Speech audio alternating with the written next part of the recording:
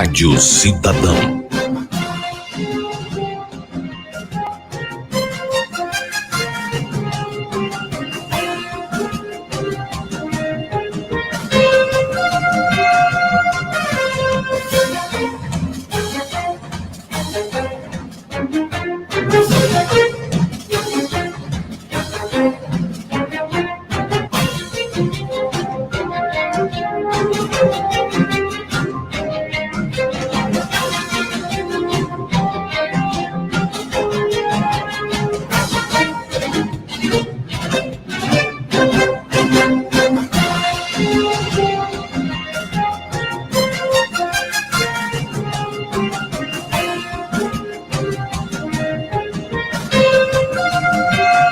Rádio Cidadão.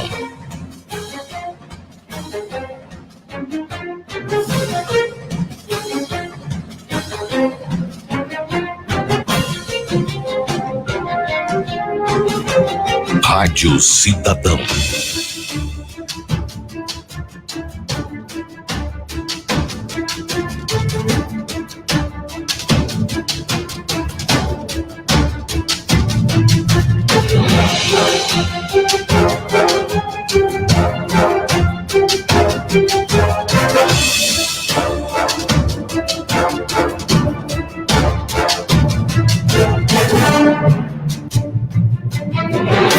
Rádio Cidadão.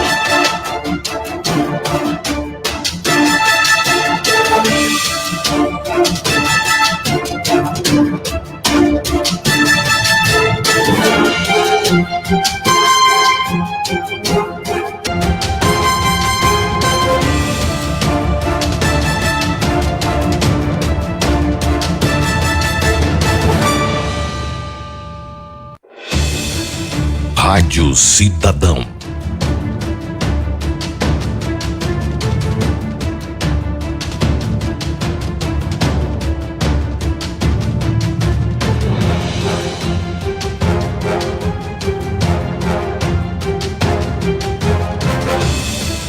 As notícias do dia e a participação do ouvinte no programa Rádio Cidadão. A partir de agora, começa o Debate Paraíba. Os assuntos mais polêmicos do dia a dia, sendo debatido agora, na página do Rádio Cidadão, no Facebook.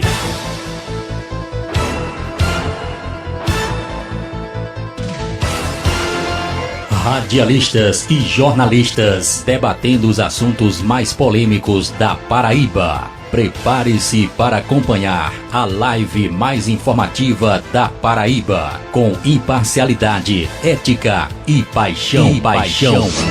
Está no ar, com exclusividade. Debate Paraíba. Curtam a nossa página e compartilhe esta ideia. Olá pessoal, muito boa noite aí a todos que estão acompanhando nesse momento aí o nosso programa Rádio Cidadão Live, né? A partir de agora nós estamos transmitindo aí através do nosso Facebook, nossa página oficial no Facebook, Rádio Cidadão, e também além da página nós temos também o nosso Facebook pessoal, né? Que é o Facebook do amigo Francisco Silva e também Ari Júnior Bernardo e a nossa convidada de hoje, que é a psicóloga Thaís Pessoa. Daqui a pouquinho na tela, eu vou trazer aqui na tela já também o nosso amigo Ari Júnior, que já está conosco já, ele que vai sabatinar comigo aqui, bater um papo falando aí sobre automutilação, né, e suicídio, é o tema de hoje, também com algumas informações para a gente deixar vocês aí atualizados nesta noite maravilhosa de... Hoje é terça-feira, dia 22 de setembro do ano 2020. Entrevista de hoje muito bacana com a psicóloga Thaís Pessoa, o tema está aí na tela, o tema de hoje. Ari Júnior, boa noite, meu nobre Ari Júnior, mais um programa, o programa Rádio Cidadão Live aqui no Facebook. Ari, boa noite, Júnior. Silva, boa noite a todos os nossos amigos telespectadores, boa noite à entrevistada, a psicóloga Thaís Pessoa, e boa noite, né, a todos nos dão prazer a sua audiência nessa noite bonita de hoje. Hoje, uma terça-feira, dia 22, né? Tempo voando, né? E como de costume, aqui estamos preparados, juntos, para que nós possamos aí fazer algumas perguntas aí à psicóloga, né? E as pessoas também, não só eu e você, como também, né, os internautas, os telespectadores, possa tirar alguma conclusão aí, com a psicóloga, que é bastante conhecida, de muito talento, né, de um caráter, de uma personalidade acima de tudo. Então, portanto, desejo a você, a ela e a todos o nosso boa noite. Muito bem, Ari Júnior. Antes de trazer aqui a psicóloga Thaís Pessoa para a gente falar sobre esse tema aí, que vem com certeza ajudar a população no geral, é um serviço de utilidade pública enorme que nós estamos fazendo aqui, e agradecer já a ideia, né, dessa entrevista aí da própria psicóloga Thaís Pessoa, né? Mas, Ari, antes de trazer ela aqui na tela, quais são, Ari, as informações palpitantes, né, nesse dia de hoje que você tem um programa na Rádio Mangabeira FM e soou aí com certeza alguns temas palpitantes e aqueles que podemos dizer assim, um fogo na fogueira, Ari, de hoje, terça-feira. Mago, todos os dias sempre tem uma manchete que chama a atenção da sociedade pessoense, sociedade paraibana, sociedade brasileira. Mas como nós estamos num período eleitoral, o que chama a atenção é essa situação do PSB, como também a situação do PT. De um lado, o ex-governador Ricardo Coutinho, e do outro lado, o deputado estadual Anísio Maia. Porque você sabe muito bem que era briga, todos queriam tê-lo, ser o vice de Ricardo Coutinho. Hoje é uma briga para não ser, sabe? Então, daqui a pouco a gente vai, com certeza, tocar nesse assunto aí. É o assunto do dia, vem sendo o assunto do dia aqui na área política. E outros assuntos, né, o que chama atenção aí, essa situação do presidente da Assembleia Legislativa, e está nas redes sociais, todos vendo essa situação aí, na qual o presidente Adriano Galdino, ele rezando um Pai Nosso, e o camarada ser um presidente da Assembleia Legislativa e não saber rezar um Pai Nosso, é uma gafe gigante. E agora recente, né, agora por volta das 8 horas, Elias Maluco, você sabe muito bem Elias Maluco, né, aquele bandido do Rio de Janeiro, né, que matou o Tim, né, o jornalista Adriano Tim, mataram ele dentro de um presídio lá no Rio de Janeiro. Então, são fatos dessa natureza que nós temos que lembrar, né? E para mim, o melhor fato dessa noite, com certeza, sem sombras de dúvidas, é a vitória do Flamengo em cima do Barcelona do Equador. Então, é uma vitória boa aí, e a gente já começa a todo vapor, descontando aí, pelo menos, né, nós estamos aí classificados, né? Então, é uma boa. Quero agradecer também a presença aí do nosso amigo Santiago Santos, que é um telespectador assíduo aqui da live, como também de toda a grade aí da 104.9. Muito bem, vamos já trazendo aqui na tela a psicóloga Thaís Pessoa, já está conosco aqui na tela, ela que vai trazer para a gente aí essas explicações para as pessoas que estão acompanhando o programa nesse momento aí de isolamento social, essa quarentena que está frouxo, mas algumas pessoas ainda encontram-se, é claro, na quarentena. E aí ela teve essa ideia, né, de trazer esse tema para os nossos amigos seguidores na rede social Facebook, na página do Rádio Cidadão, e no nosso Facebook, os nossos amigos também do rádio, da 104.9, a Rádio Mangabeira FM. E Thaís optou por esse tema, automutilação e suicídio. Primeiro, boa noite, Thaís, e mais uma vez, satisfação em estar com você nesta noite, né, para trazer um tema tão importante, Thaís, que é esse tema que você escolheu. Deixa eu ver aqui se eu consigo liberar o microfone de Thaís. Veja aí, Thaís, se você consegue liberar seu microfone. Agora sim. Boa noite, Thaís, tudo bem? Boa noite, Ari. Boa noite, Francisco. É um prazer novamente estar aqui, falando, como você falou, dessa importância, né? Estamos no mês de setembro amarelo, que visa essa campanha de prevenção e conscientização acerca do suicídio. E a questão da automutilação, autolesão, é um tema que requer um olhar, né, para a nossa sociedade, dessa informação, pois muitos jovens têm se automutilado, né, têm se autoagredido como forma de fugir de algumas situações, né, de enfrentamento de alguns conflitos. Sabemos que eu estou aqui disponível, né, para esclarecimento, dúvida e informar a sociedade, né, porque, como a campanha fala, é necessário prevenir através da informação. Muito bem, e para começar o nosso bate-papo, algumas perguntas, eu já vou começar aqui, Thaís, com essa pergunta para iniciar o tema. Finalmente, o que é automutilação? É uma doença? Thaís, explique para a gente aí o que é automutilação. A automutilação, Ari, ela não é uma doença, mas muitas das vezes a pessoa apresenta assim uma doença, apresenta um quadro de depressão, um quadro de transtorno, algum transtorno mental, transtorno borderline, ou esquizofrenia, ou transtorno bipolar. Então, o que acontece?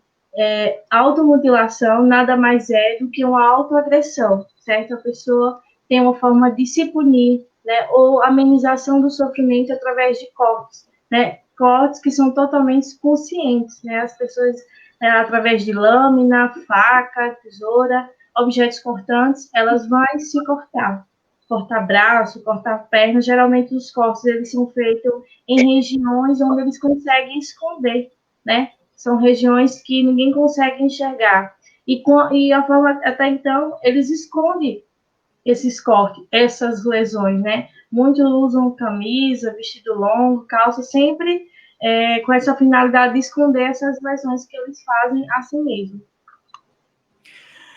Muito bem. Ari Júnior? Psicóloga, doutora Thaís Pessoa, pergunta que eu faço, essa juventude de hoje, maioria, né? Nós que estamos nessa situação dessa coronavírus, eu pergunto à nobre psicóloga o seguinte: como é que você vê essa situação desses adolescentes hoje, a noite toda, madrugada toda, empenhado em um celular, deixando tudo de lado e se dedicando ao celular? Isso psicologicamente mexe com a cabeça do jovem, do adolescente? Isso, Ari. Essa pergunta é muito importante porque a gente sabe que a tecnologia, a internet, ela tem uma influência muito grande. E dependendo de quem está por trás desse celular, a forma de utilização dessas redes sociais pode ser de maneira positiva ou maneira negativa. Na questão da automutilação, a influência, os jovens podem ter sim a influência dessas redes, porque existem grupos, tanto no WhatsApp, grupo no Instagram, grupo no fanpage, no Facebook, que falam a respeito disso, né? Muitos repetem esse comportamento. A gente sabe que somos seres sociais, né, que nos inspiramos em outras pessoas. Então, muitos jovens se inspiram tanto em cantores famosos, outra pessoa que tem um digital influencer, né, uma pessoa que tem grande influência nas redes sociais.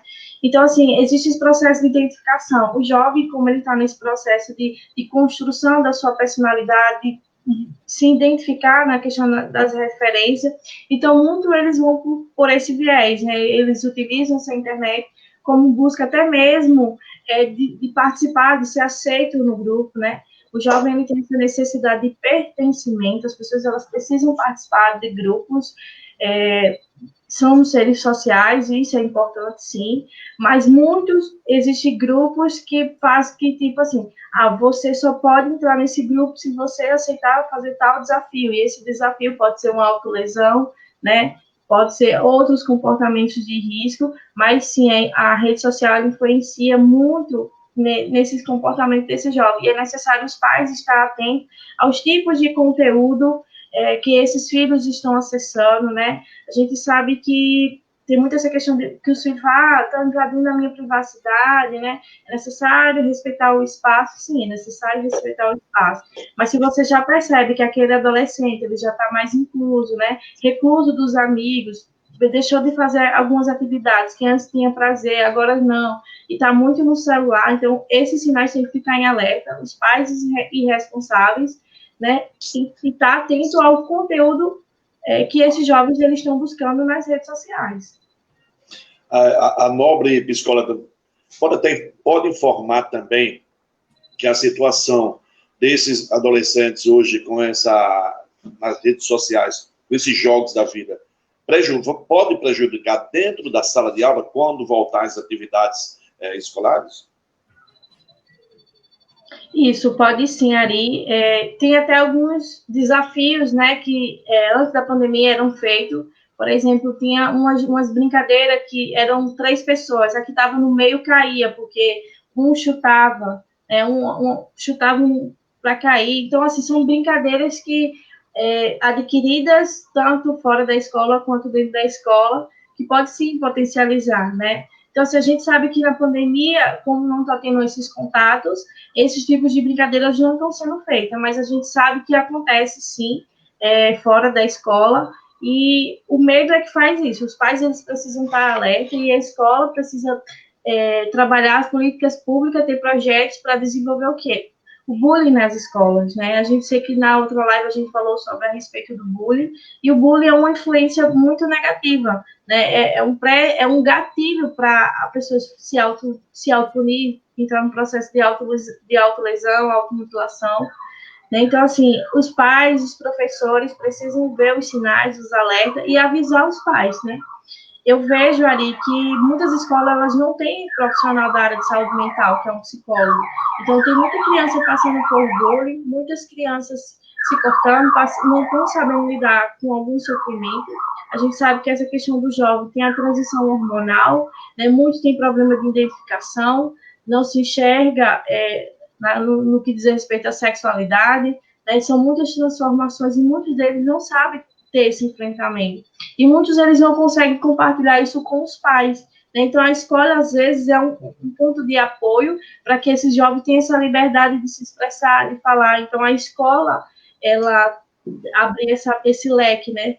Trabalhar essas atividades que permitem o jovem falar sobre as suas angústias, isso seria um ponto muito bom para as escolas.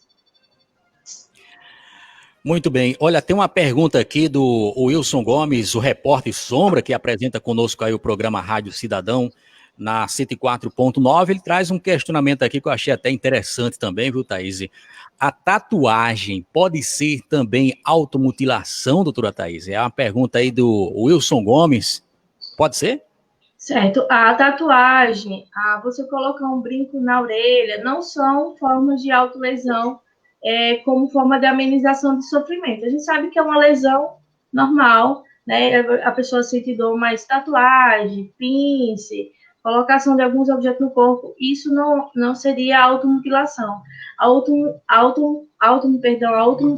automutilação, ela está muito relacionada quando alguém quer intencionalmente danificar alguma parte do corpo, né? Mas sem essa intenção de se matar. A pessoa que se automutila, ela não tem essa intenção de se matar, ela tem a intenção da amenização desse sofrimento. Muito bem, são 22h15. Hoje o programa Rádio Cidadão Live, batendo papo com a psicóloga Thaís Pessoa. O tema, automutilação e suicídio. Estamos passando por momentos difíceis, né?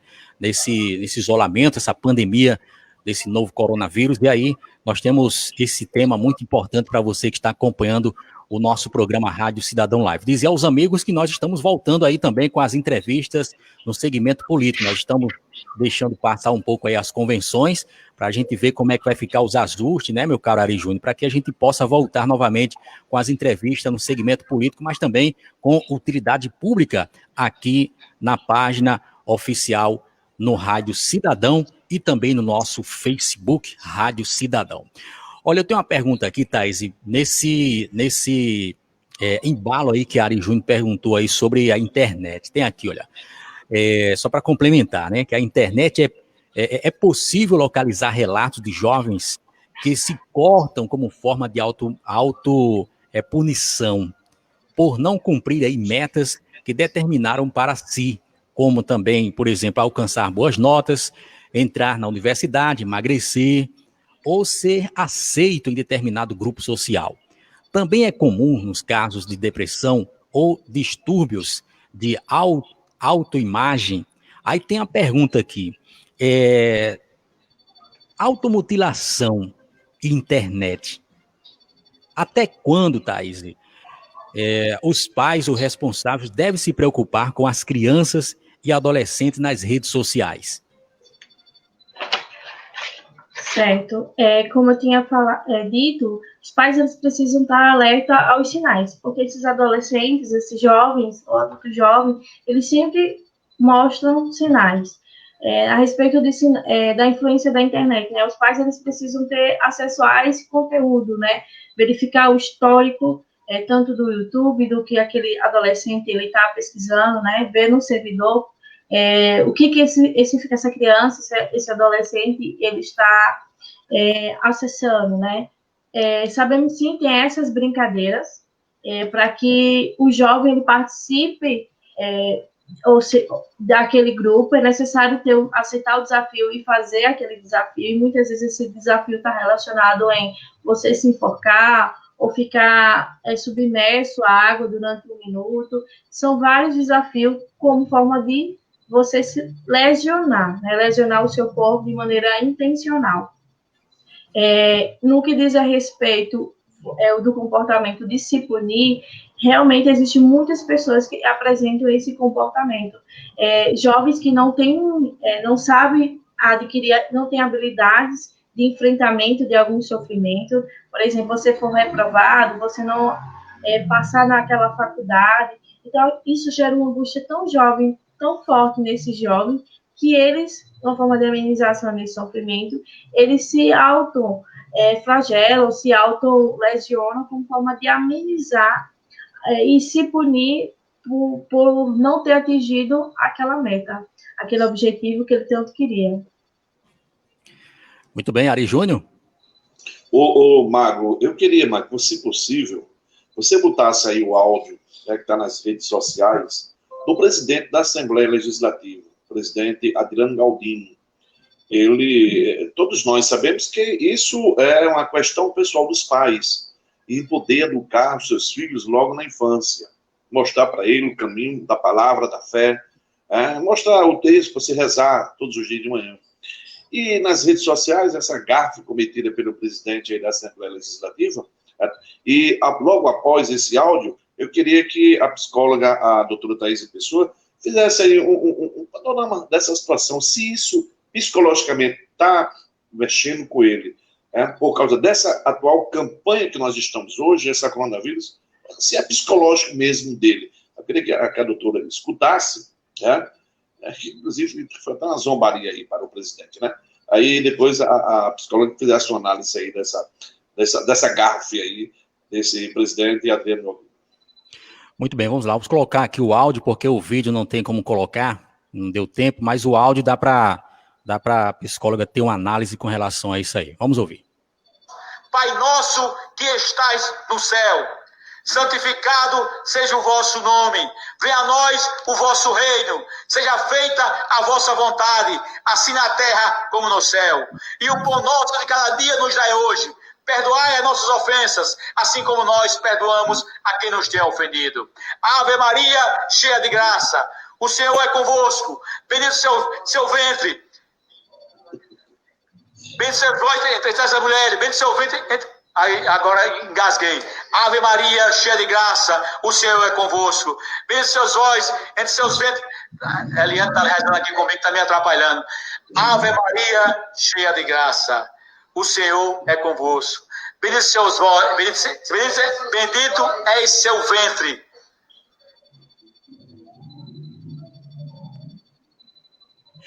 Torna-se até um pouco engraçado para quem não ouviu. Ainda tem mais aqui, vamos ouvir. Bendito seus olhos entre as mulheres, bendito seu ventre, Jesus. Santa Maria, Mãe de Deus, rogai por nós, pecadores, agora, na hora de nossa morte. Amém. Ave Maria, cheia de graça, o Senhor é convosco. Seus vós entre as mulheres, bendito seu ventre, vosso ventre, Jesus. Santa Maria, Mãe de Deus, rogai por nós, pecadores, agora, na hora de nossa morte. Amém. Eu rezando ali, ela ia na reza acular, e aí eu misturava uma reza dela com a minha, mas o importante é a intenção, o importante é a união, o importante é a nossa fé. Pronto, aí tem que ir mesmo. Agora, uma situação dessa, olha, o cara não pode passar em branco, não. É uma sombria. Como eu sou ser humano, né? Mas Thaís, tem alguma ligação com, podemos dizer assim, com algo que ele esteja, de repente, com aquilo na cabeça e que fica desconcentrado, né, em fazer uma reza, Thaís? Há uma ligação. É engraçado, eu sou ser humano, eu não aguentei, eu tô rindo, realmente eu ri, porque eu nunca vi, né, um caso desse aí. Mas, e um áudio desse também, né, Mago? E um áudio desse também, se psicologicamente vai abalar, né, ele, principalmente nessa reta agora de campanha. Thaís tem as explicações para isso aí. Pode ficar à vontade, Thaís. Certo. Em relação a esse áudio, a gente tem que ver qual foi o contexto que ele foi feito, né? Eu percebi que ele falou que alguém estava orando do lado e ele confundiu. E geralmente, quando você está num pique de estresse muito grande, a tua concentração, ela tende a decair, né? Então, por mais que você esteja falando, tá? Se alguém estiver falando alguma coisa do lado, é capaz sim você de repetir aquela fala, aquele comportamento, e você, por descuidado, falta de atenção, não dá continuidade àquilo que você está fazendo, né? Se você se distrair facilmente.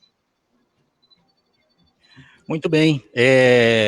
Até assim, é um caso assim, porque quem acompanha ele, né, Ari Júnior, quem acompanha no dia a dia da política, eu não percebi isso dele não, entendeu? Então a gente trouxe esse assunto para cá, aliás, esse questionamento para que a doutora pudesse analisar, para que a gente entenda. Muita gente, porque muita gente agora, nesse período eleitoral, vai levar isso como chacota, né?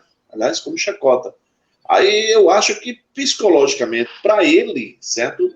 Vai abater, porque já imaginou, ele simplesmente chega na casa de alguém, que nesse período agora vai fazer várias visitas, e chega na cama, rezar um Pai Nosso, e psicologicamente ele vai abalar ele, porque, será que eu vou rezar o Pai Nosso certo? Será?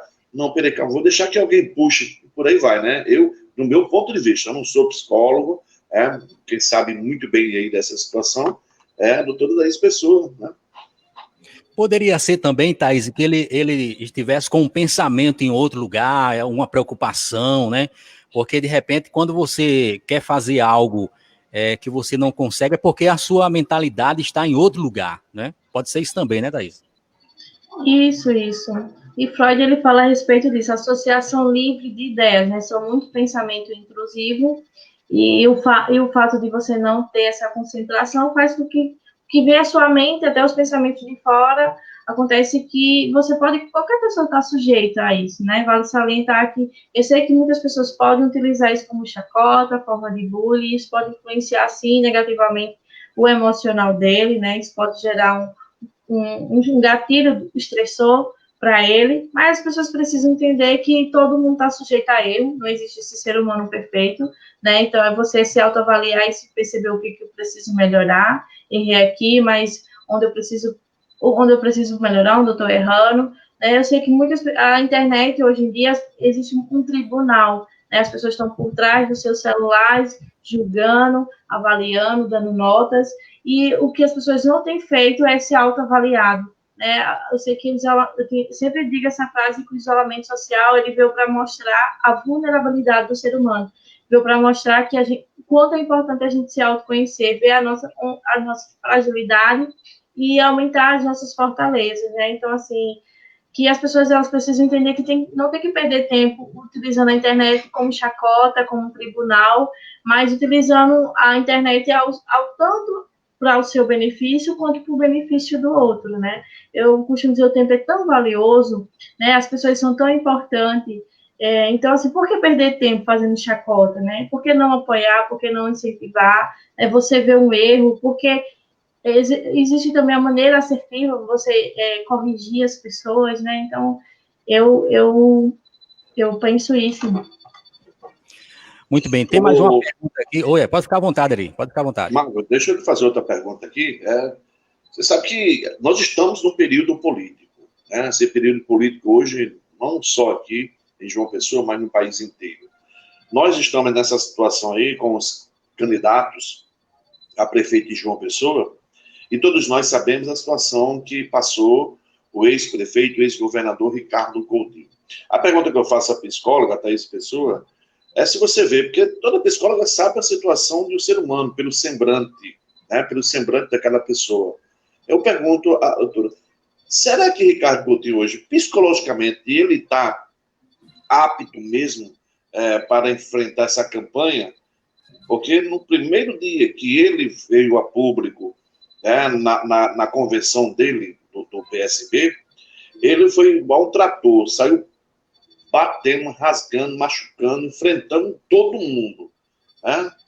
Saiu metendo nomes ridículos em todos os outros companheiros de partidos. Pergunto, psicologicamente, ele tá na pessoa dele mesmo, ou ele está abalado aí nessa situação na qual ele foi envolvido nessa operação, doutora Thaís Pessoa? Ari Júnior, sobre esse assunto, eu não posso nem falar, afirmar, porque eu não tenho propriedade para diagnosticar ele, porque ele não é meu paciente, eu não avalio, eu não acompanho. Então, assim, eu não tenho como trazer um perfil baseado numa fala. Eu não vi vídeos, eu não apliquei teste psicológico, então eu não tracei um perfil dele, eu não tenho como avaliar e dizer se ele está apto ou não mentalmente. É necessário que a gente acompanhe, avalie e possa trazer, baseado em dados, se ele está ou não apto mentalmente. Mas baseado no senso comum, no que as pessoas falam, eu não tenho como trazer isso para uma live a respeito disso, né? Muito bem. Eu, como radialista e parte também da imprensa aqui da nossa Paraíba, eu vou dar minha opinião com relação a isso. Eu acho que, pelo que eu observei lá, acho que deve estar um pouco desmiolado, algum parafuso da cabeça saiu. Mas a Thaís está certa. Tem uma pergunta aqui do Wilson Gomes, mais uma pergunta. Fala, Wilson. Boa noite, Wilson Gomes. Boa noite, Francisco Silva. Boa noite, Ari Júnior. Boa noite, a doutora Thaís Pessoa. E a todos os internautas que estão conectados nesta noite, né, de terça-feira, uma noite maravilhosa. Queria saber da doutora se a tatuagem, ela também faz parte da automutilação, porque eu conheci uma mãe que tem uma filha que, quando ela está com essa depressão, está deprimida, ela vai para um lugar para fazer tatuagem no corpo. Isso é uma forma de depressão também, doutora? A senhora sabe dizer se isso é depressão? A doutora vai responder, e lembrando que essa mesma pergunta o Wilson fez é só para ela complementar, né? Que é a questão da tatuagem, viu, Thaís? Certo. Eu vou complementar a respeito da tatuagem. A tatuagem em si, a finalidade da tatuagem é marcar o corpo, e, por exemplo, a colocação de pinça, independente da região do corpo, isso não é uma atitude que considera autolesão, né? Ou a automutilação. Mas, assim, a frequência de fazer direto essas tatuagens, né? Tem que identificar a seguinte questão: quais são os fatores, o que está influenciando ela a querer fazer essa tatuagem? Porque o que acontece, Francisco, e a todos os ouvintes da rádio, da Live Cidadão? Quando uma pessoa ela entra nesse processo, está num quadro depressivo, está passando por algum sofrimento, né, que não está sabendo lidar com aquelas angústias, muitos recorrem a esse comportamento autolesivo. Por quê? Olha como é tão interessante a gente falar sobre isso, porque como ocorre no cérebro, né? Essa tentativa que muitos consideram uma tentativa suicida, né, por exemplo, se cortar, se mutilar, mas ele não é, sim, um fator determinante para a pessoa se suicidar. A tatuagem também não é um fator determinante, estou automutilando por isso. Mas o que acontece nesse comportamento? Possivelmente, né, o quadro dessa menina, ela pode estar, a gente chama de atividade, existe uma lógica neural, né, a atividade cerebral, nosso sistema nervoso, ele funciona da seguinte forma: essa dor, né, física que está sendo causada, que está sendo gerada ali, ela vai ocasionar uma anestesia geral. né? Quando a gente vive uma dor, algum sofrimento, alguma situação que é muito angustiante, que a gente não está conseguindo lidar e não está sabendo ter essa habilidade, né, de adquirir a habilidade de enfrentamento, existe uma região do nosso cérebro que se chama sistema opioide endógeno, que ele é um composto por várias regiões do sistema nervoso central, que ele é responsável por isso. Ele dá uma anestesia psicológica, né? Então, assim, por isso que a gente fala que quando a pessoa está em sofrimento e ela se corta, ela se pune, isso vai gerar no sistema nervoso dela uma anestesia cerebral. Ou seja, quando ela se corta, ela vai sentir aquela dor, certo? Mas a dor física, ela vai anestesiar aquela dor psicológica, aquela angústia, aquele sofrimento, aquela ansiedade, né? Então, esse sistema, que a gente chama de sistema opioide endógeno, ele é um sistema que libera opioides endógenos, como endorfinas, né? Endorfinas, isso ele gera no indivíduo uma sensação de conforto, de relacionamento, né? Então, por isso que muitos recorrem a esse processo de automutilação. E já entrando nesse gancho, o que a gente indica de ter ações como prevenir esse tipo de comportamento de automutilação, até forma de melhorar um quadro depressivo que ocasiona a autolesão, a automutilação, é você praticar atividade física, porque a atividade física ela vai liberar essas proteínas que a gente chama de endorfina. Essa endorfina, você vai ter aquele processo, né? O exercício físico vai ter aquele desgaste, né? Então, quando libera essas endorfinas, vai acontecer um relaxamento. Até se muitas pessoas, ela tem essas experiências de que, eu tô estressado, vou pra academia, vou descontar na academia, vou descontar no jiu-jitsu, e acontece o quê? Que quando ela sai da academia, ela sai leve, é justamente o que ocorre isso, né? Existe essa liberação desses endógenos, fazendo com que esse indivíduo ele consiga ter esse relaxamento. Então, uma forma positiva de a gente até lidar com os nossos estresses é fazer atividades físicas que libera esses hormônios, essas proteínas que faz com que encontre esse relaxamento e nos gere uma sensação de conforto. Olha, Thaís, nós temos aqui uma pergunta, viu, Ari Júnior? Mas pode fazer, Ari, depois que você fizer, eu pego a pergunta aqui do internauta. Respeito ao coronavírus. Você sabe essa situação de coronavírus hoje? Muita gente, a preocupação é aquela, tem dor de cabeça, Ave Maria, já estou com dor de cabeça, já estou com coronavírus. Qualquer coisa que aconteceu dentro de casa, já fica logo com essa preocupação. Isso já virou psicológico do ser humano, principalmente as pessoas que têm aquela idade já mais avançada. Isso o que vem acontecendo gradativamente nas casas dos brasileiros. Eu acho que no mundo inteiro. Eu pergunto à doutora Thaís Pessoa, mexe ou não mexe psicologicamente essa coronavírus com todo cidadão? Porque realmente, qualquer coisa você já fica logo com medo. Você não pode ter uma dor de cabeça, se você bebe, no outro dia amanhece com dor de cabeça, o outro já vai dizer, Ave Maria, está com coronavírus, sai perto dele. Chega em determinado campo de trabalho, você bate moleza no seu corpo, você está sem condições de poder ficar nem em pé, está com coronavírus. Aquele psicologicamente não mexe com a pessoa? Isso, Ari Júnior, mexe sim. Essa questão da quarentena, do isolamento social, ela fez com que as pessoas se afastassem, né?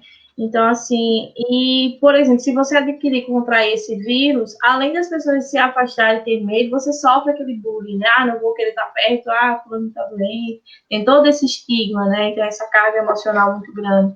Então, uma característica por exemplo, que isso poderia até influenciar as pessoas entrar no quadro de autolesão, né? As pessoas, ela tem esse quadro de isolamento, né, social, então a pandemia, ela influencia muito. E durante o isolamento social, se você tem um quadro, uma tendência de ter essa predisposição à depressão, isso pode influenciar.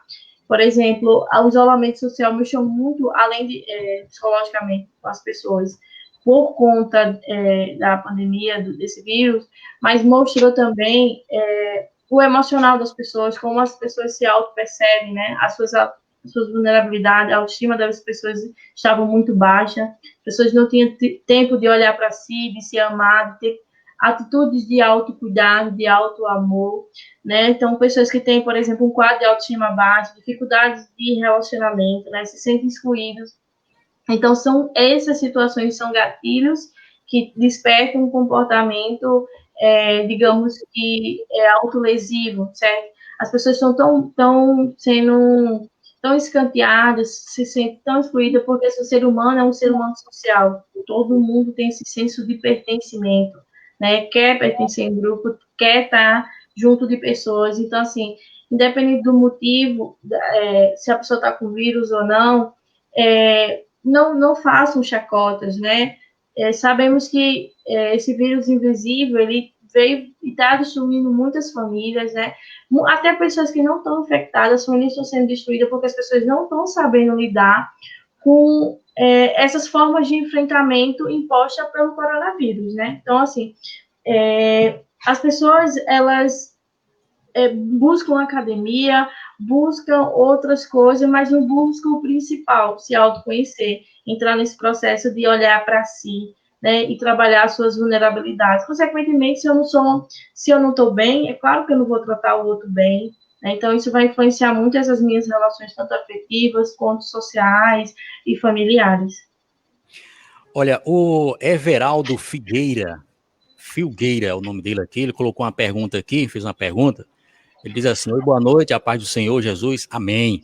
Gostaria de saber a principal diferença entre síndrome de Borderline, é isso? Borderline, né?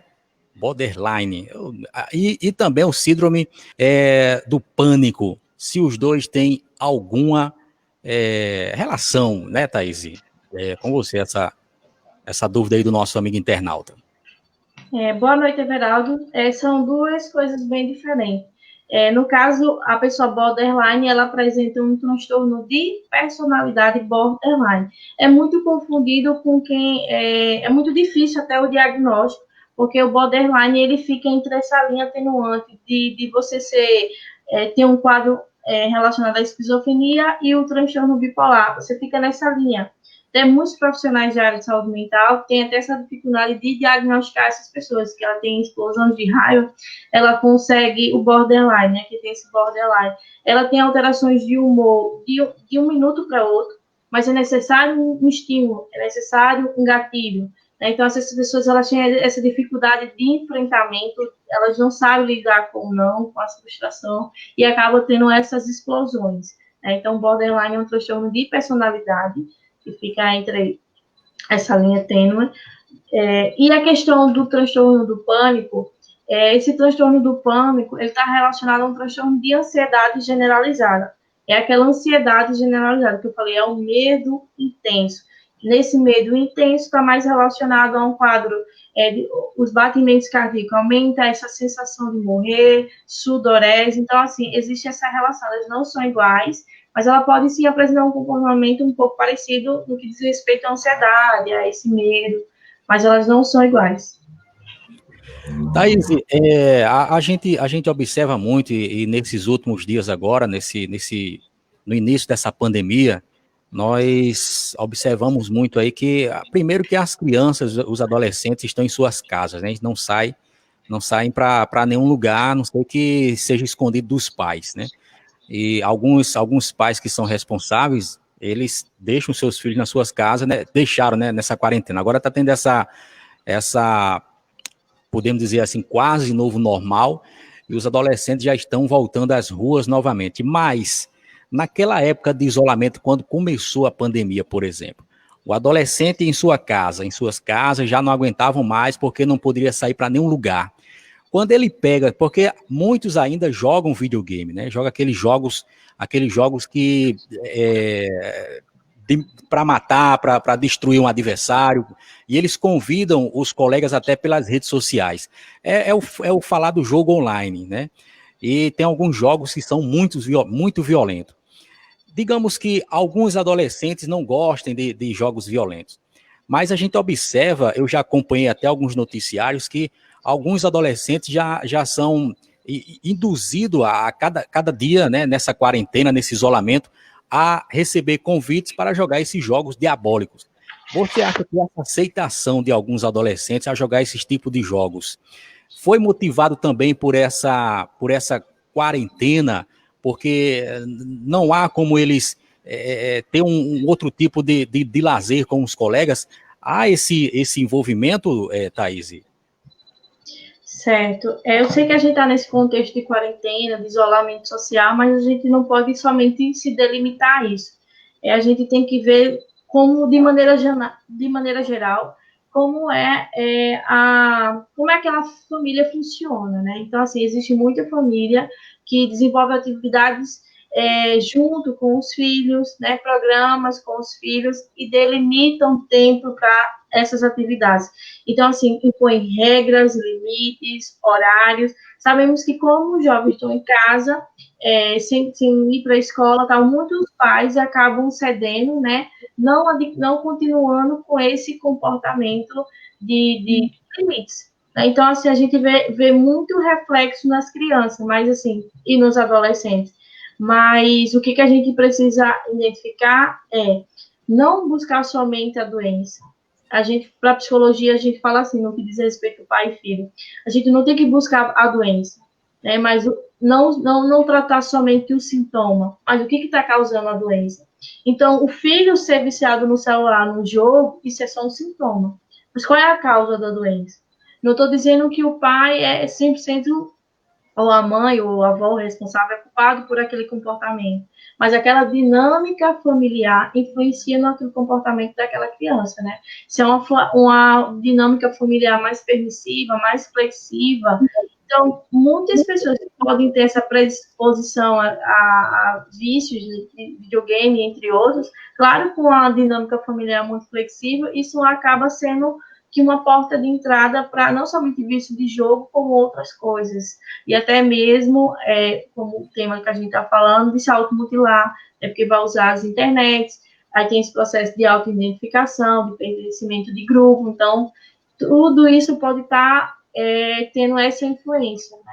Mas, volto a dizer, é importante a gente trabalhar essa estrutura familiar, essa base familiar. Os pais, eles precisam construir vínculos com o filho, né? Então, você fala, meu filho não compartilha as coisas para mim, usa a internet, fala com os amigos. Então, assim, a família, é necessário construir, o pai, ou a mãe, ou a avó, o responsável, é necessário construir um vínculo com esse adolescente, com essa criança, ao ponto dela se sentir segura e confortável, ao ponto de falar sobre tudo. Porque o que muitas crianças ou adolescentes chegam, tá? Nesse momento de transição de hormônios, tem muitos jovens em crise de identidade, quem eu sou, né? Se percebe mulher, mas é homem. Então, assim, tem essa questão de gêneros, né? Então, assim, os pais, eles precisam estar dispostos a aceitar. Eu até falei na outra live que as pessoas precisam ouvir, não para falar, mas ter uma escuta empática, né? De aceitar aquele sofrimento, aceitar as angústias, porque muitas vezes quando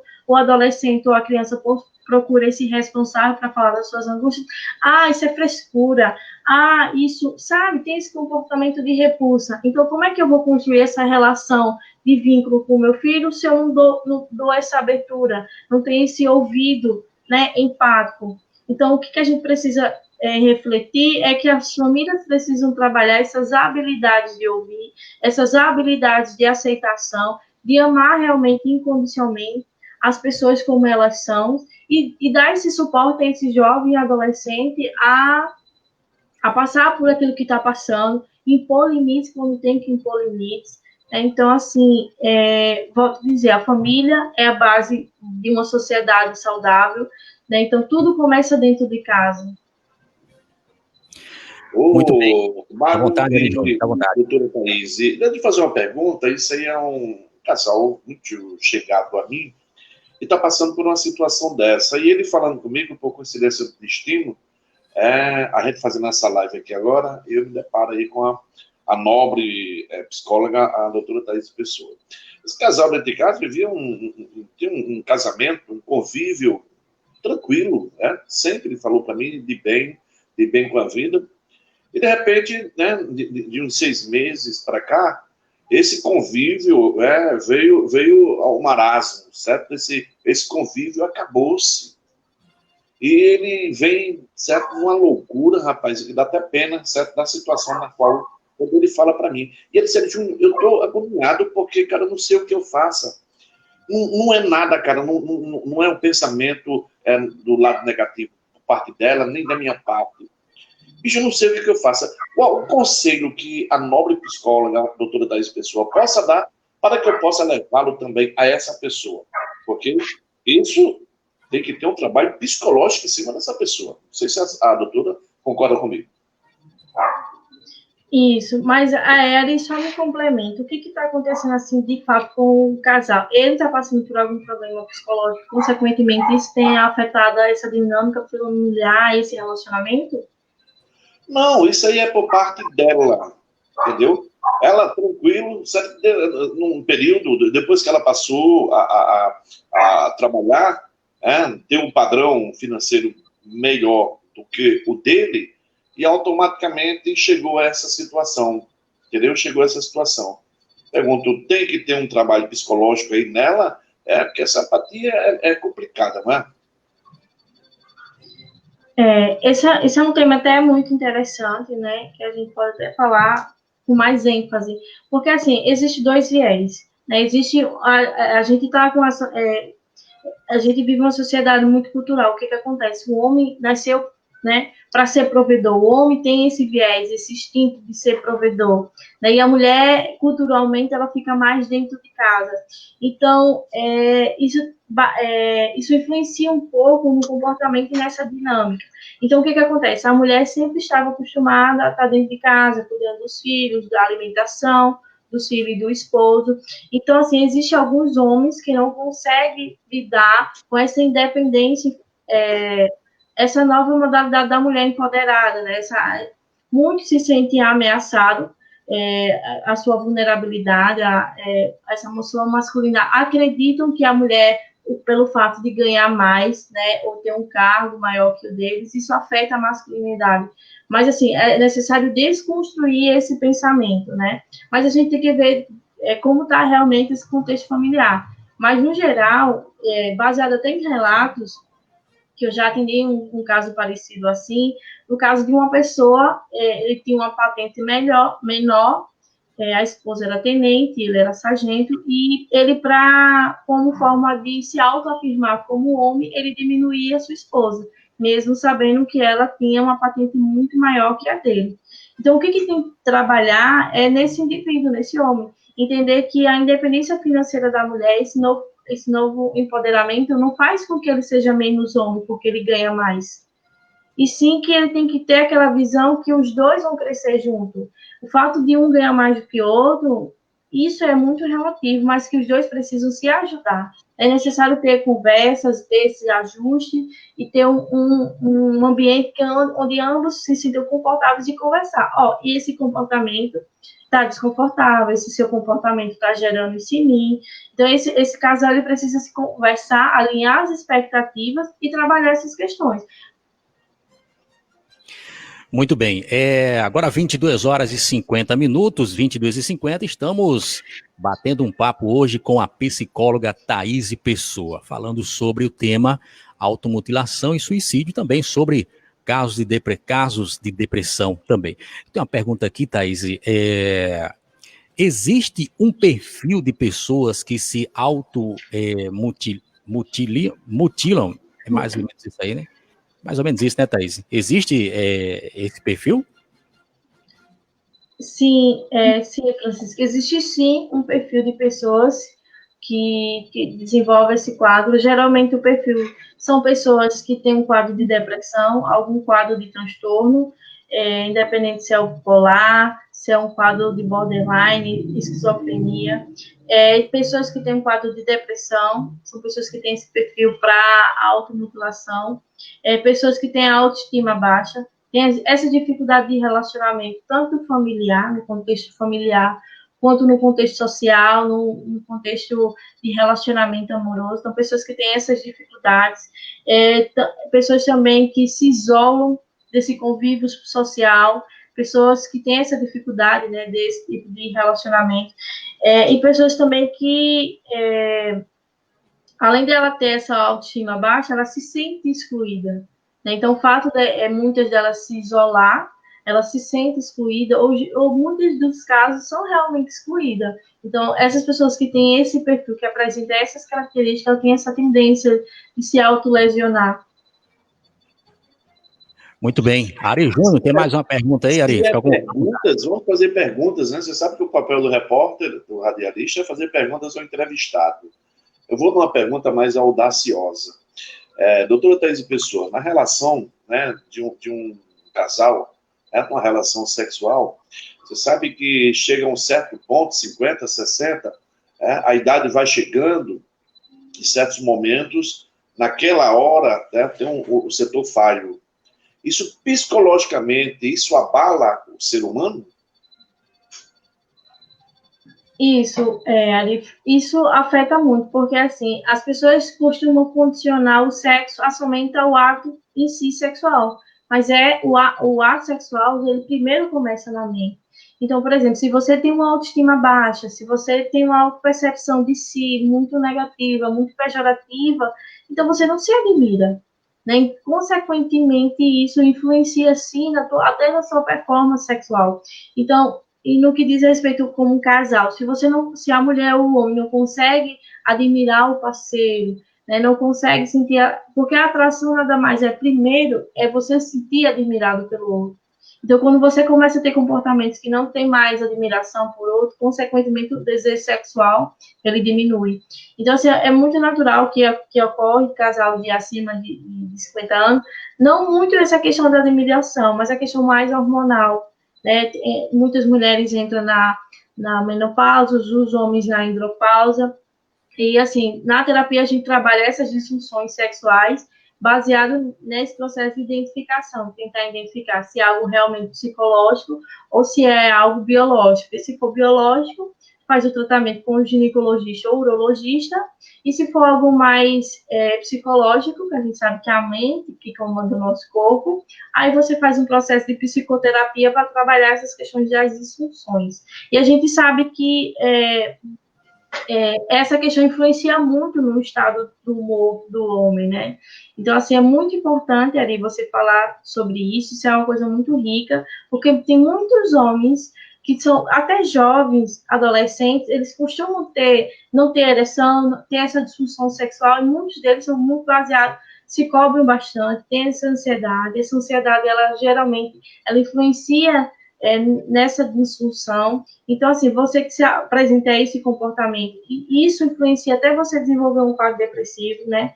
Então, por isso a importância de você entrar no processo terapêutico, para você trabalhar essas habilidades de enfrentamento dessas angústias, dessas situações, da ansiedade, da depressão, independente da situação que está naquele momento trazendo alguma angústia, algum sofrimento. E se deixa se levar, vai piorando mais ainda, né? Vai se agravando. E a psicóloga está aí. Então, é bom a gente estar lembrando aqui agora, meu caro Mário, Francisco Silva, a Thaís Pessoa, ela está nos cedendo essa entrevista, muito importante, tirando dúvidas de muita gente, e é bom logo que a doutora já vá deixando já o seu telefone, sempre o telefone, para que as pessoas possam entrar em contato com ela, em telefone e endereço. Porque a gente vai tirando aqui muitas dúvidas. Doutora, qual o que é psicologia e terapia, para que as pessoas fiquem por dentro mesmo, 100%? Qual a afinidade da terapia para a psicologia? Certo. A psicologia, ela é o curso, né? O curso de psicologia, é a ciência que estuda o comportamento humano. A psicoterapia, né, a gente chama de terapia, a psicoterapia é esse processo terapêutico. A gente usa esse termo. Nesse processo terapêutico, a gente vai trabalhar algumas questões. Por exemplo, como a gente está falando a respeito nesse processo de automutilação e suicídio, como é que a gente trabalha na terapia esse contexto? A gente vai primeiro tentar identificar se essa pessoa que está fazendo essa autolesão, qual é a fonte do estresse, né? Nesse processo de terapia, a gente vai tentar, durante uma escuta ativa, uma escuta empática, a gente vai tentar estruturar essa sessão para tentar identificar primeiro qual é o fator estressante, né? Qual é a fonte desse estresse que está desencadeando esse comportamento suicida, esse comportamento de autolesão. Depois a gente vai trabalhar junto a identificar maneiras funcionais de resolver aquele problema. Por exemplo, se eu estou com algum estresse, estou sofrendo bullying, estou passando por alguma situação, um término em relacionamento, eu não vou me importar. Né? Na terapia, a gente vai trabalhar maneiras de elaborar e resolver essa situação. Outra questão é trabalhar em relações de problemas, né? Junto com o paciente, a gente vai trabalhar quais as maneiras, quais as melhores resoluções desse conflito, né? Quais seriam os melhores comportamentos saudáveis para resolver essa situação. Outra questão que a gente pode trabalhar junto na terapia, nesse processo terapêutico, é a questão da regulação emocional. Também, além da regulação emocional, a gente vai treinar essas habilidades, porque muitas pessoas não sabem enfrentar os seus problemas, não sabem resolver o problema. Tem muitas pessoas que, a gente está falando de automutilação, né, mas tem muitas pessoas que estão passando por algum sofrimento psíquico, algum término de relacionamento, um luto, e a maneira de enfrentar dessas pessoas, muitas vezes não é funcional. Muitas pessoas vão para a bebida, vão para as drogas, uns vão se cortar, outros vão para remédio, e no processo de terapia a gente vai trabalhar essas habilidades de como enfrentar as minhas angústias. E por último, a gente vai trabalhar as metas, né? A gente sempre estipula na terapia algumas metas de comportamento para aquele paciente ter comportamentos mais adaptativos, mais aceitáveis e mais saudáveis. Pergunta, a doutora aí, ela é muito inteligente, a gente vê aí pelas as respostas, certo? Dentro do padrão das nossas perguntas. Fazer mais uma, Magda, enquanto você está aí já preparando para fazer uma, doutora Thaís, você falou em termos de bebida. Você sabe que na casa de um brasileiro sempre tem uma pessoa que é alcoólatra. Não é nem tanto alcoólatra, vou deixar a palavra alcoólatra do lado, mas que gosta de se divertir, de tomar uma cerveja, tomar uma tuta e por aí vai. A esposa, né, da pessoa que está nessa situação já bota na cabeça psicologicamente, já vai beber. Se sai de casa, já vai beber. Às vezes a pessoa nem sai com essa intenção, entendeu? Aí a mulher já vira psicologicamente para ela, aquela pessoa que está ali, certo? É uma pessoa que já está dominada pelo álcool. Só que não é nada disso. Psicologicamente, é o pensamento dela. De que maneira? Como é que você vê, doutora Thaís Pessoa, uma situação dessa, já que a senhora é uma psicóloga, e isso está afetando também uma relação, um casamento? Independente do vício, isso traz um prejuízo cognitivo muito grande, tanto para a pessoa que está apresentando esse comportamento, quanto para o parceiro. Mas o que acontece muitas vezes, né? A gente sabe que, até esse contexto de isolamento social, desenvolveu muitas pessoas quadro de dependência, né? Inclusive do álcool, que as pessoas estão direto em casa, sem ter o que fazer, então estão bebendo. Só que o que é mais interessante falar a respeito disso é que as pessoas que estão passando por esse comportamento não se percebem, ela não tem essa autoanálise, dizer realmente esse meu comportamento é um comportamento dependente. Né? As pessoas, eu não sou dependente de droga, eu não sou dependente de álcool. Quando eu quiser parar, eu paro. E a gente sabe que, na verdade, não é assim. Muitas pessoas que apresentam esse quadro esse quadro realmente dependente dessas substâncias, ela não se reconhece. Então, é muito difícil para o parceiro lidar com essa pessoa, porque assim, não é somente o bebê, né, mas é o que está por trás da bebida, o que vem posteriormente ao uso dessas bebidas, porque muitos desenvolvem um quadro de comportamento agressivo, né, que pode lesionar de alguma maneira a parceira, muitos têm explosões de raiva. Agora, assim, é saber lidar, né, ter equilíbrio, que muitos, quando começam a fazer o uso de drogas ou álcool, não tem esse equilíbrio.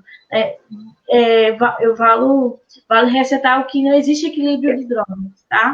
Mas, assim, a gente sabe que o álcool, ele sim é aceitável.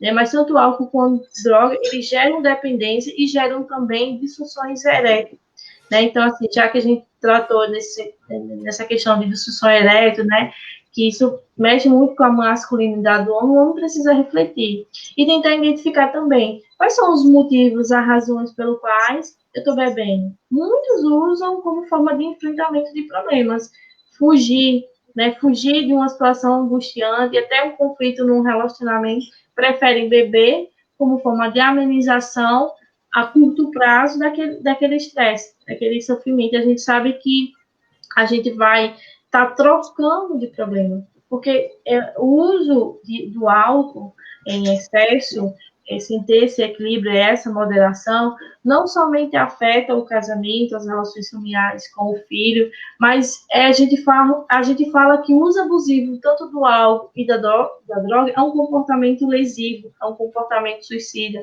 porque o que vem depois do quadro de abuso de álcool ou de droga? O de droga, a gente sabe que pode ocorrer uma overdose, né? A questão do álcool, você pode entrar num coma alcoólico, entrar numa cirrose. Então, assim, a gente costuma dizer que esses dois comportamentos são comportamento autolesivo, certo? Que é necessário que o casal, eles tenham a abertura e conversar. Mas eu volto a dizer, eu não posso ajudar quem não quer ser ajudado. E até que essa pessoa se perceba que precisa de ajuda, é muito difícil. Não é todo parceiro que tem essa estrutura emocional que vai sustentar esse vício. Então, muitos casamentos estão sendo dissipados por esses tipos de comportamentos. Muito bem, tá aí, entrevista boa aí com a psicóloga Thaís Pessoa, ela que está conosco aqui participando desse nosso programa Rádio Cidadão Live. Eu quero aqui abrir um espaço para mandar um abraço aí a todos os nossos amigos internautas que estão conosco aí acompanhando o programa. Eu tenho aqui, boa noite, a nossa amiga Lucidalva, a Dalva, né, dando aí uma boa noite. Muito obrigado, Lucidalva, obrigado pela sua conexão. Rosa Maria também está com a gente, obrigado, Rosa Maria, pela conexão aqui no nosso Rádio Cidadão Live. Mandar mais uma vez um abraço aí para o professor Santiago que está aí, né? Sempre quando Ari toca no assunto aí do Flamengo, o professor está aí indagando aí, debatendo com Ari Júnior. Um abraço para o nosso amigo professor Santiago. O Everaldo também, um abraço para ele, também já mandou sua pergunta aqui para a gente. Temos aqui um internauta aqui, X, da UFPB, né? Um abraço. É o Cidich. Tá aí acompanhando também, isso mesmo. Acompanhando nossa transmissão, as pessoas que acompanham o nosso programa Rádio Cidadão Live, lembrando que esse programa fica gravado na nossa rede social Facebook, e você pode acompanhar e tirar suas dúvidas, caso você chegue agora nessa transmissão. Francisco, eu perdi. Não, você não perdeu, né? Fica gravado e você acompanha a hora que você quiser na página oficial no Facebook. Thaís, uma pergunta interessante aí, acho que, não sei se não foge do contexto, mas assim, não sei se foge do contexto, né? Mas eu gostaria muito de perguntar e vou perguntar. Fiquei com ela na cabeça aqui, será que eu pergunto, não pergunto? Vou perguntar, veja bem. Há uns tempos atrás, hoje eu estou com 43 anos já, mas há uns tempos atrás, as escolas, por exemplo, os alunos, os adolescentes, as crianças, não digo vou tirar a criança, vou deixar os adolescentes, tinha aquelas confusões, hoje, vamos na linguagem mesmo, matuta mesmo, o apelido, né?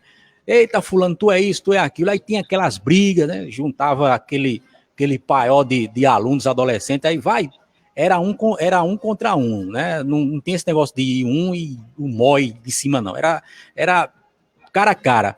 Aí quando acontecia aquelas brigas, quem apanhou ficava por ali mesmo. Não, ele apanhou, no outro dia ficava só aquela chacota entre os amigos, né? Olha, rapaz, Zezinho apanhou de João, aí ficava aquela brincadeira ali, parava, não continuava mais. Até o momento que acontecia a briga na escola ali, parava aquilo ali, não existia mais. Só os comentários mesmo dos alunos, mas não tinha esse perigo todo que é hoje. Hoje já é diferente. Hoje os alunos, eu não estou dizendo aqui que é para brigarem, não, estou falando, comparando o tempo de antes para o tempo de agora, porque aí a gente vai colocar a tecnologia nesse meio.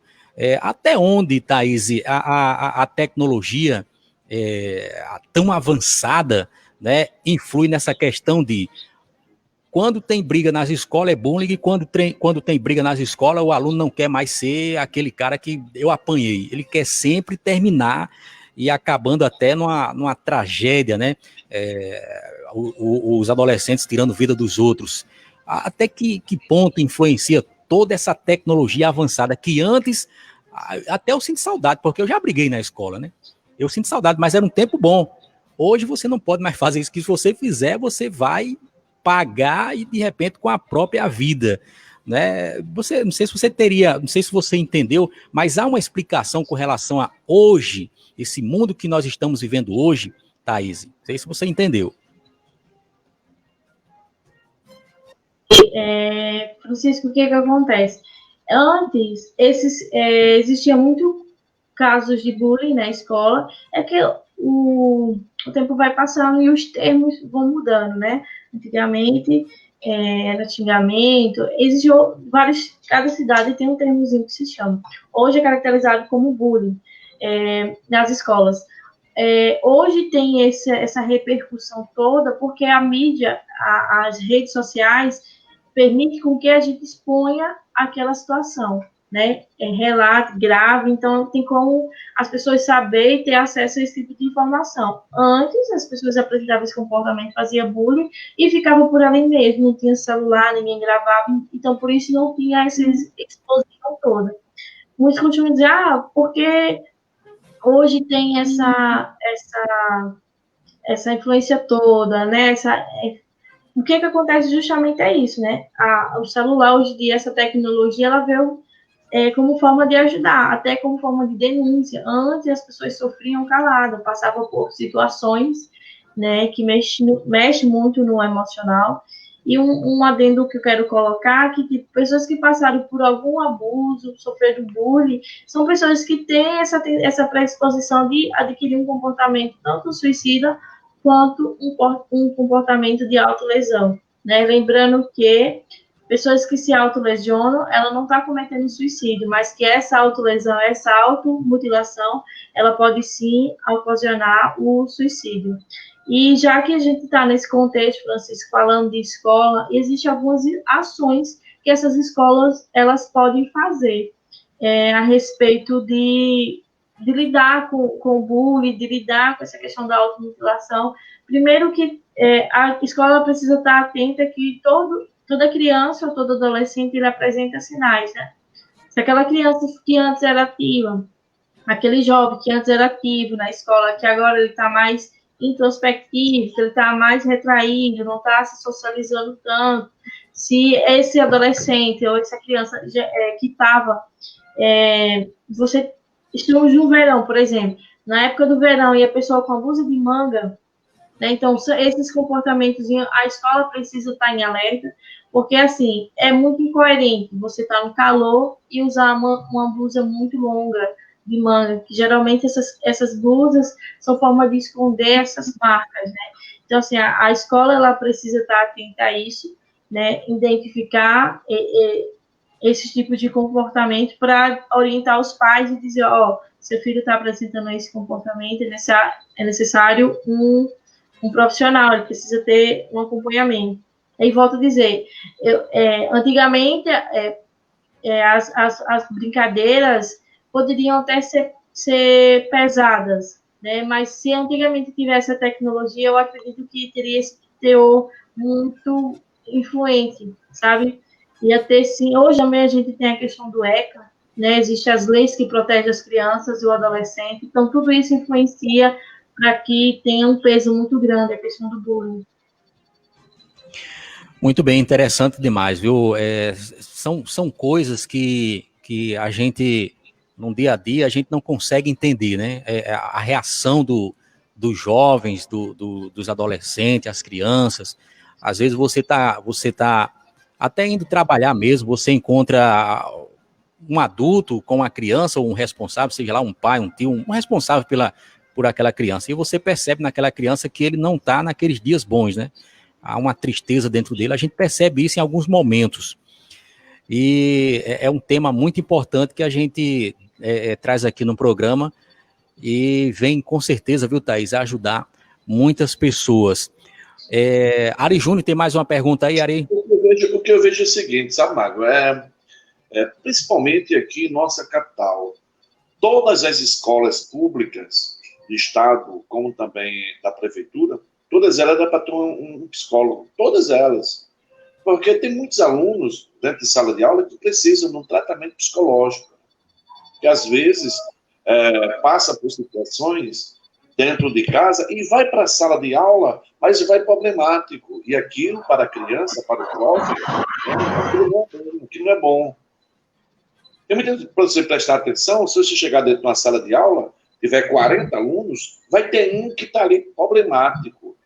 Mas muitos não sabem. Então, a psicóloga, ou o psicólogo, o profissional da psicologia, tem que estar presente dentro dos colégios para dar orientação psicológica a essas pessoas. Então, isso é o que está faltando. Né? Se tiver 300 escolas, tem que ter 300 psicólogos, cara. Não tem professores, então aí tem que ter também.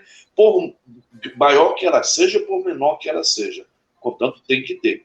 Porque tem muitos alunos, né? Nós temos muitos adolescentes que precisam de um tratamento psicológico. Mas e como precisa? Principalmente nas periferias.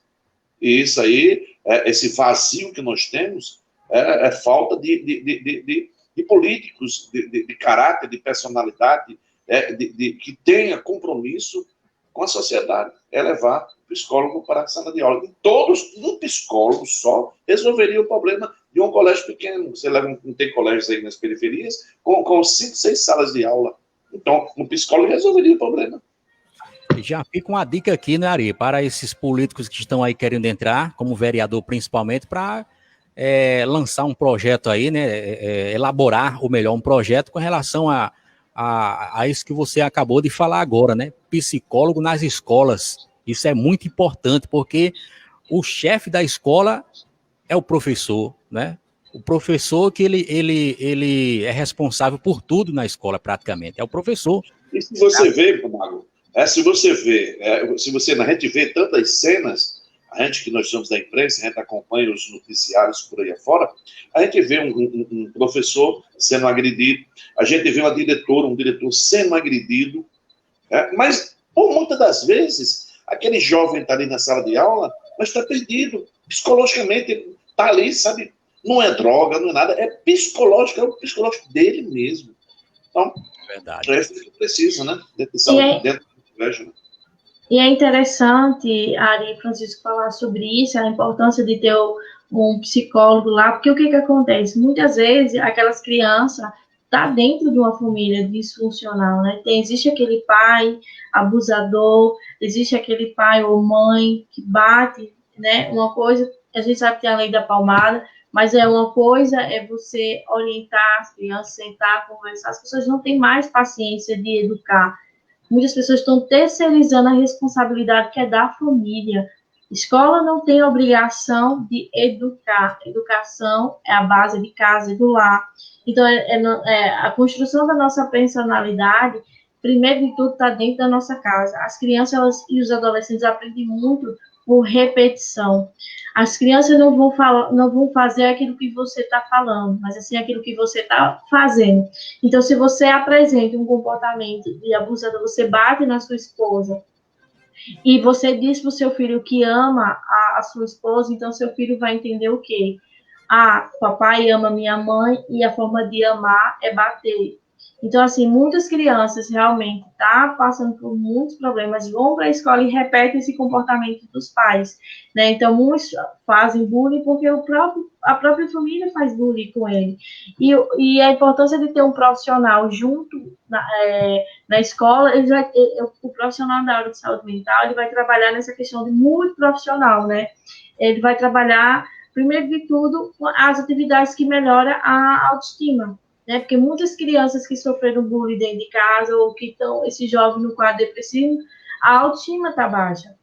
Então, a primeira atividade que o psicólogo pode desenvolver nessas escolas é atividades que trabalhem e ajudem a melhorar nessa autoestima, nessa autopercepção, como os jovens se enxergam, desenvolver habilidades para que esse jovem ou essa criança ela consiga expor ideias e lidar com as diversidades e a diversidade, a gente sabe que todo mundo passa por problema, não tem esse ser humano que não passa, e eu volto a dizer, ninguém amadurece sorrindo. Em algum momento da vida, a gente vai passar por uma situação, mas essa situação, ela não pode, ela não nos define, e elas nem podem nos dominar.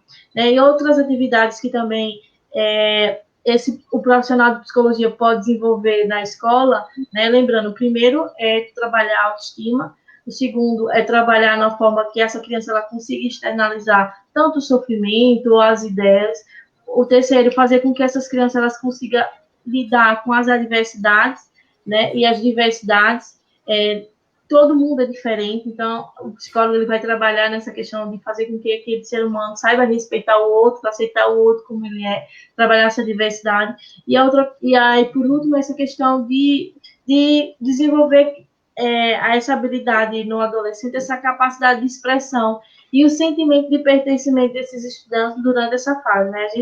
Eu disse no início do vídeo dessa entrevista que todo ser humano tem essa necessidade de pertencimento.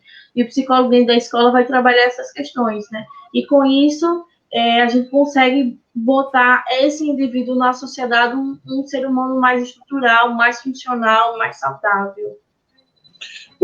Quem procura mais o trabalho psicológico? É o lado masculino ou é o lado feminino, doutora Thaís Pessoa? Ai, é muito bom, Ari, você falar sobre isso, porque pelo menos já acontece muitos assim. Eu vou citar uma experiência que aconteceu comigo quando eu estava ainda estagiando numa faculdade aqui de João Pessoa. O paciente entrou na clínica sentando e dizendo assim, eu já fui para vários psicólogos, eu estou aqui porque a empresa mandou, então eu não acredito muito nisso. Então, assim, eu vejo que existe muita resistência do lado masculino, né? Porque, assim, as pessoas precisam entender que falar dos seus sentimentos, falar das suas emoções, não é demonstrar fraqueza, né? Então, o que acontece muitas vezes é que muitos homens se sentem diminuídos, né, na sua masculinidade, que falar das suas emoções, chorar, né? A sociedade construiu, e tem até música, né? Que homem não chora.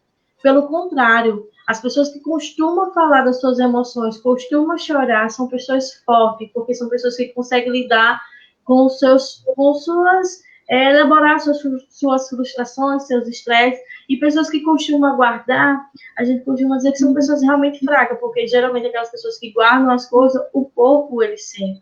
A gente fala que quando a mente cala, o corpo fala. Então, ou pode desenvolver um quadro de gastrite nervosa, alopécia, né, que muitas pessoas estão desenvolvendo doenças na pele, e é justamente por isso, por não conseguir externalizar aquilo que está sentindo. Mas a predominância maior de pessoas no consultório é o público feminino, justamente por essa resistência.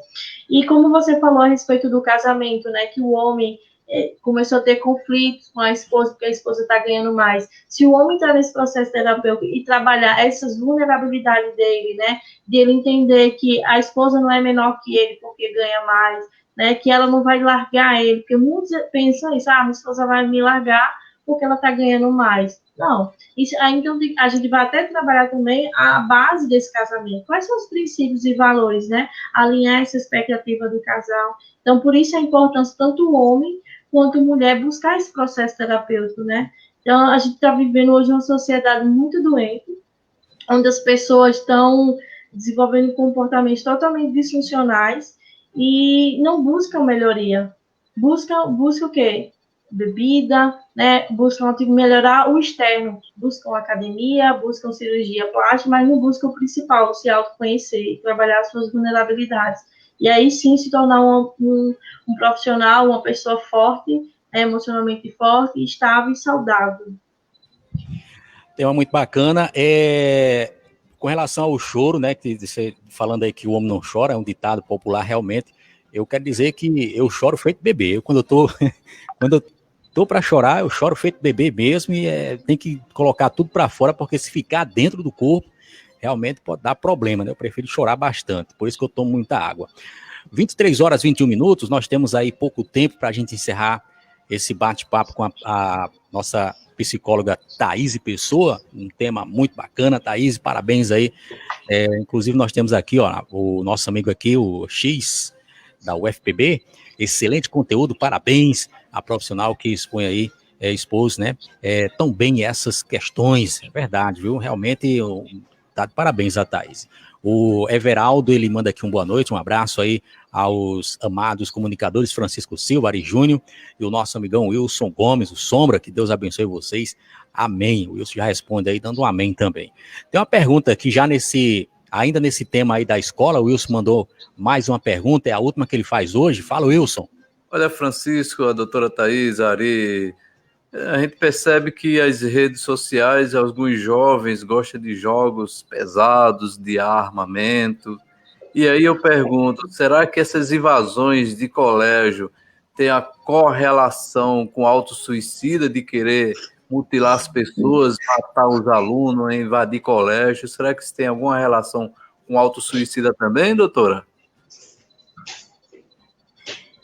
Isso, Wilson, isso tem sim relação, mas antes disso eu quero informar que, por exemplo, o cérebro da criança, ele não está amadurecido, né? Então, assim, se você tem menos de 24 anos, existem alguns estudos, isso é só uma parte, não estou dizendo que isso é um determinante, mas existe estudo que falam que pessoas abaixo de 24 anos, se tem essa predisposição, né, de ter esses comportamentos de ficar direto no computador, ou começar a usar um cigarro, começar a usar bebida, ela tem essa probabilidade, né, essa predisposição na vida adulta ela se tornar uma pessoa dependente, né? Então, assim, como esse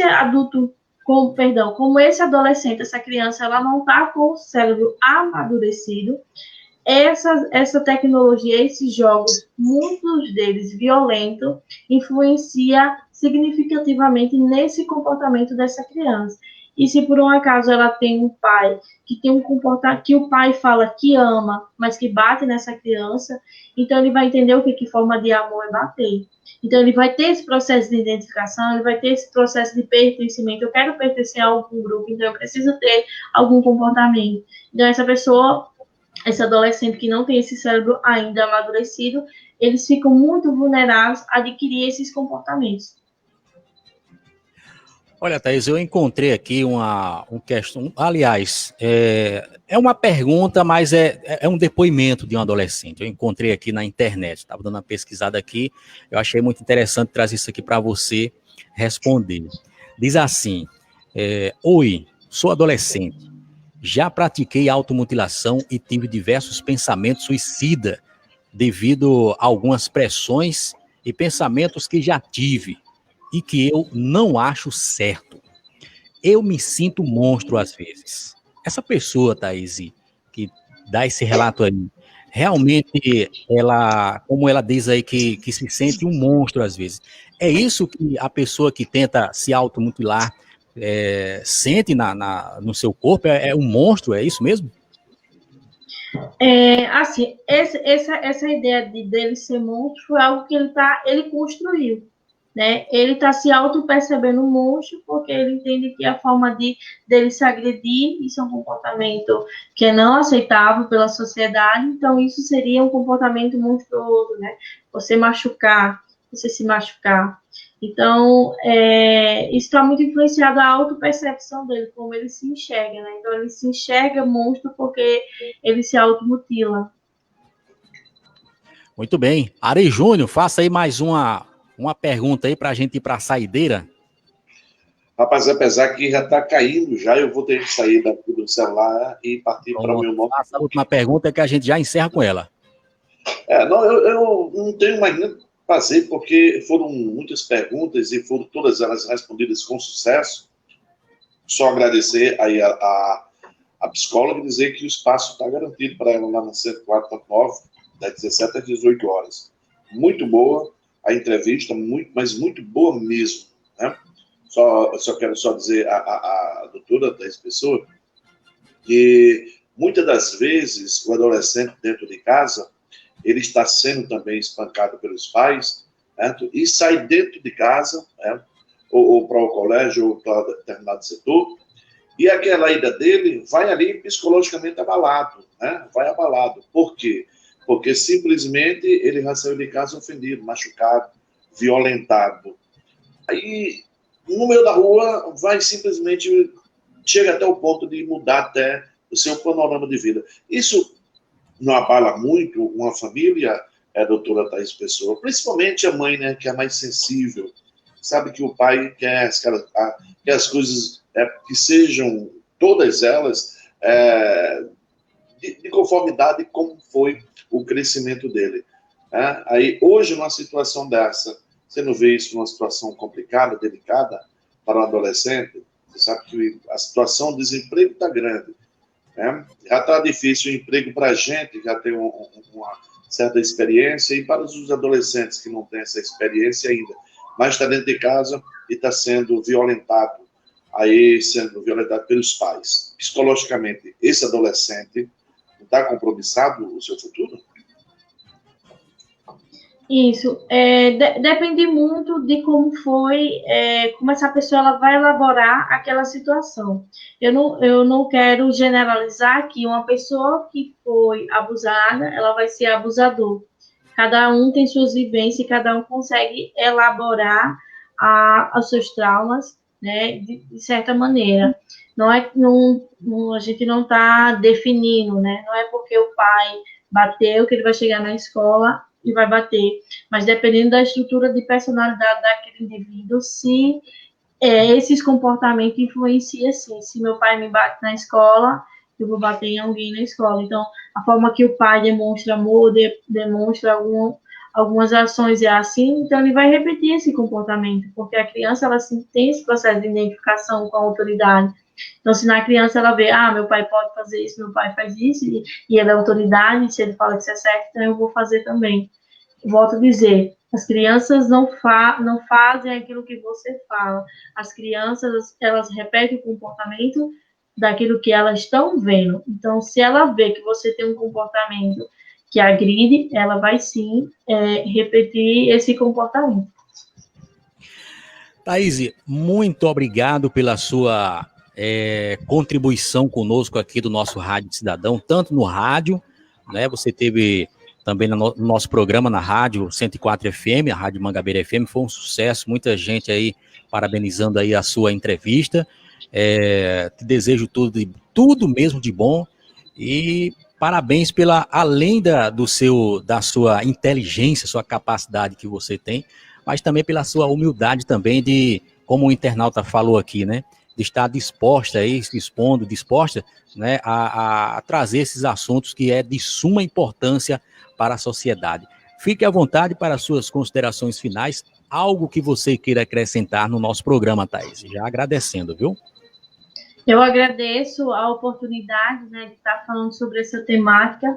Eu li algo que falava que meu povo perece por falta de conhecimento. Então, as pessoas estão adoecendo por falta de informação, por falta de conhecimento, né? E o trabalho que a gente está desenvolvendo aqui é informar a sociedade. E a campanha Setembro Amarelo, ele fala, é necessário informar para prevenir. Então, esse momento que a gente está fazendo, esse trabalho social, é informando a sociedade da importância de falar sobre isso, né? E eu finalizo que, a respeito dessa temática que a gente está trabalhando para a psicologia, esse comportamento de automutilação, né, de autolesão, é um mecanismo, né, de enfrentamento mal adaptativo, né? É um mecanismo que as pessoas utilizam como forma de lidar com algumas emoções, pensamentos, situações desagradantes. Lembrando que esse comportamento mal adaptativo, ele vai ter uma minimização do sofrimento a curto prazo. Então, se você está passando por alguma situação, eu não sei como estão os seus dias, não sei como está o seu humor, mas se você realmente não se sente bem, e eu quero te convidar a você ir no meu Instagram, @psicóloga Thaís Pessoa. A gente está nessa campanha Setembro Amarelo. Eu estou disponibilizando uma escuta ativa, que é uma escuta emergencial, totalmente gratuita. E pais, se vocês percebem o responsável, que seu filho, ele era mais extrovertido, agora está mais introspectivo. Se no calor ele está usando mangas longas, tenta perceber esse comportamento dos seus filhos, se eles estão mais retraídos, como está o humor desse adolescente, porque os adolescentes, eles são mais suscetíveis a essas influências justamente pelo cérebro deles não está totalmente amadurecido. Você chegar para um adulto que tem 30 anos e dizer se corta, ele não vai se cortar. É que é mais difícil. Não estou dizendo que não tem isso na vida adulta, mas pode sim acontecer. Então, pais responsáveis e você, adolescente, que está sentindo esses comportamentos, você entra em contato comigo, tá? Você vai preencher uma ficha de cadastro, eu vou entrar em contato e agendar um horário para a gente fazer uma escuta. Lembrando que você não está só, a sua vida vale a pena, você é importante e você pode contar comigo. Muito bem, obrigado mesmo, Thaís, um forte abraço para você. Mas a Thaís está faltando, ela dá um telefone dela para que as pessoas possam aí precisar dos seus trabalhos, né, evidente, para que todos possam utilizar aí da sua inteligência. Sim, Ari, o meu telefone profissional para agendamento das consultas é o 9890-6971, DDD 83, 9890-6971, é o telefone onde a gente faz os agendamentos das sessões. Os atendimentos, eles ainda não voltaram presencial, mas quem tem esse interesse e essa identificação de ter um trabalho de terapia presencial, a gente está disponibilizando uma lista de espera.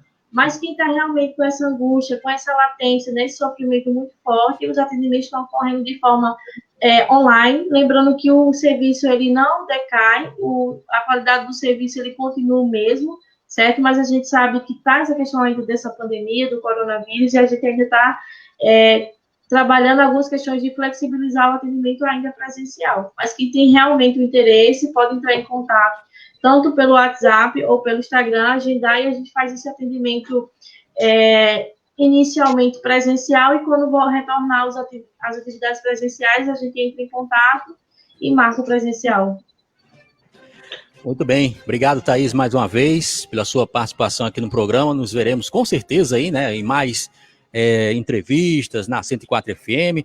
Depois a gente vê aí de convidar a Thaís em uma reunião aí de locutores, né, dos jornalistas, principalmente os radialistas e jornalistas, estão com suas emoções lá em cima, e Thaís dá uns conselhos legais aí para os comunicadores. Isso faz parte também, isso é muito bom. Claro que isso não é um agendamento, mas quem sabe, né? Isso pode acontecer. Viu, Thaís? Muito obrigado, Thaís. Um abraço para você e transmito um abraço aí para toda a família, viu? Obrigado mesmo. Eu que agradeço a oportunidade e volto a dizer, se você está passando por algum sofrimento, lembre-se que ele tudo passa, né? Ele vai passar, esse sofrimento, essa situação que está te angustiando, ela não é maior que você, certo? E você pode sim, juntos podemos enfrentar e trabalhar essas habilidades de formas mais adaptativas e saudáveis de enfrentar essas angústias, esse sofrimento.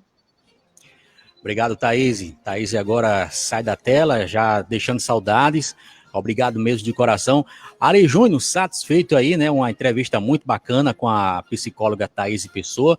E é isso, é para isso que nós estamos aqui, para levar a informação, né, para os nossos amigos internautas, né, Ari? E aí a gente segue com essas nossas transmissões ainda, vem ainda no segmento político, mas aqui para aquecer um pouco, a gente pegar num ponto aí emocional, nesse momento aí com a psicóloga, foi muito bom, viu, Ari Júnior? Já agradecendo a você mais uma vez por essa parceria nessa noite, viu, Ari? Eu tenho mais que agradecer, já fizemos várias entrevistas aqui, mas dentre todas elas eu adorei essa entrevista, porque tirou muitas conclusões de muitos nessa noite, né, meu amigo Mago do Rádio? E é assim que se faz, a gente tem que mostrar à sociedade, através dessa live que nós fazemos, o que realmente a população quer saber. A gente tá só os programas aí de rádio, de debate, só política. São tantos assuntos que eu tenho a plena convicção que tirou aí muitas conclusões aí de pessoas que estavam aí encucadas. Então, eu agradecer, certo, a ela, e agradecer também a você por nos ceder esse espaço. Esse espaço não é seu, não é meu. É da sociedade, né? Basta tão somente ligar, basta tão somente ligar que a gente vai em busca para a gente poder fazer essa live aí com todos. O espaço aí está aberto, está garantido. Desejar a você, Mago, que possa aí ter um final de noite ainda, né? São 23 horas mais 37 minutos. Ter um final de noite na paz, a madrugada com Deus e o dia a Ele esplendor. Sejamos felizes durante toda essa madrugada e dia de amanhã, e que Deus nos ilumine nossos caminhos para que nós possamos enfrentar a realidade da vida, que está muito difícil. As coisas estão desaparecendo, o dinheiro, a gente correndo atrás dele, e ele desaparecendo. Mas enquanto a gente luta, até a ele chegar. Enquanto muitos que estão aí, estão preparando, guardando o dinheiro dentro das malas, para poder apresentar a mala preta no dia da eleição. Você já pegou o nosso chegando.